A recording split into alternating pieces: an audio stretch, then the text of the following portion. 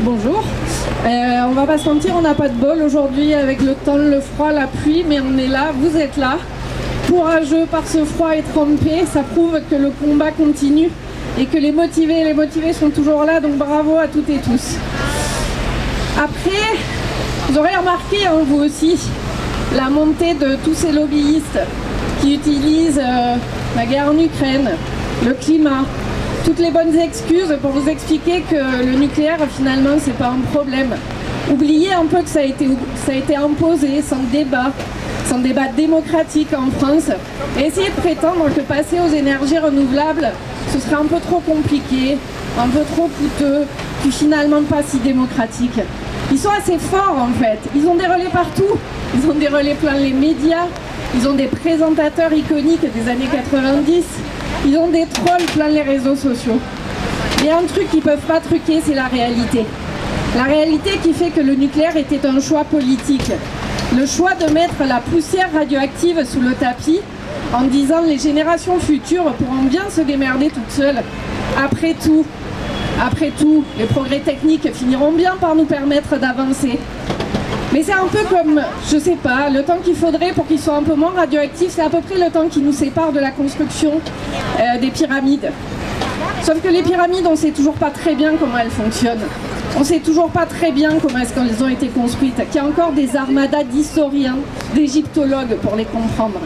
Alors non, on va pas mettre sous le tapis les déchets de Bure. On va pas mettre sous le tapis les déchets nucléaires. On va pas laisser cette affreuse facture aux générations futures. Parce que c'est ça le projet qu'ils nous proposent.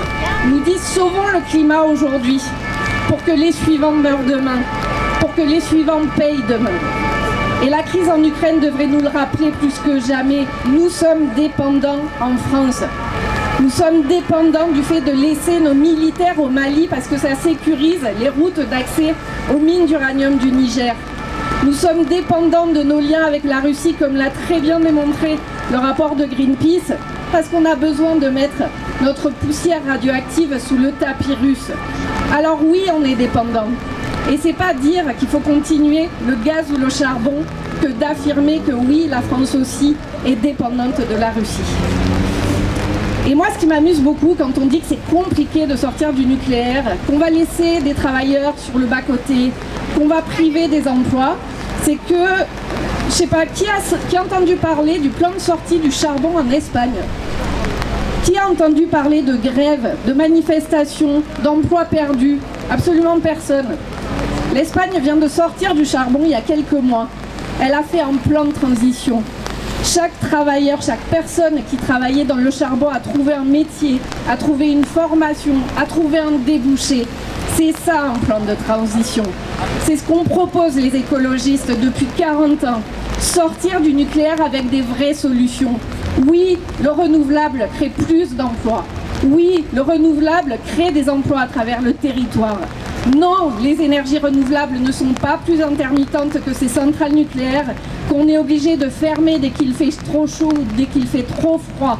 Non, ça ne nous fera pas importer plus d'énergie des pays autour. On paye déjà très très cher l'énergie qu'on importe d'Allemagne, d'Espagne ou d'Italie à chaque fois qu'il fait trop chaud ou trop froid.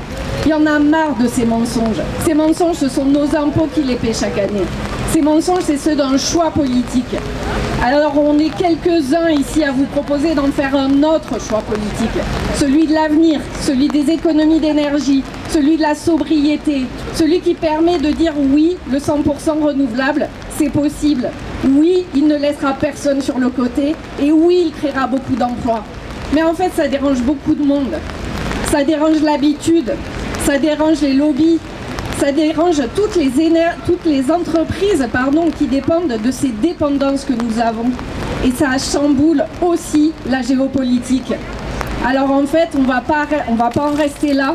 Demain, on sera nombreuses et nombreux dans les rues à rappeler que quand on dit paix et climat, même combat, ça inclut aussi et surtout le nucléaire. Et on va être nombreuses et nombreux dans les urnes à leur rappeler qu'un autre projet est possible. C'est le 100% renouvelable, c'est l'indépendance énergétique et c'est l'indépendance géopolitique qui assure la souveraineté des États. C'est un rêve à portée de main et à portée de bulletin. Merci.